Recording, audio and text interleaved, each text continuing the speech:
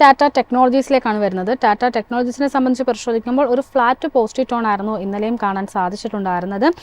കഴിഞ്ഞ ദിവസങ്ങളിലൊക്കെ ആയിട്ട് പരിശോധിക്കുമ്പോഴേക്കും കൂടുതലായിട്ടും ഒരു ഫ്ലാറ്റ് സ്റ്റോണിലേക്ക് വലിയ തോതിൽ വോളറ്റിലിറ്റി കാണാതെ ഒരു ഫ്ലാറ്റ് സ്റ്റോണിലായിരുന്നു ഈ ഒരു ഓഹരിയിൽ ട്രേഡിംഗ് നടന്നു വരുന്നത്. ടാറ്റ ടെക്നോളജിയെ സംബന്ധിച്ചുള്ള താങ്കളുടെ ഒരു വ്യൂ എന്താണ്? ടാറ്റ ടെക്കിന്റെ കേസിലും ഡിസ്ക്ലോഷർ എനിക്ക് നിലവിലൊരു എക്സിസ്റ്റിംഗ് ലോങ് പൊസിഷൻ ഉണ്ട്.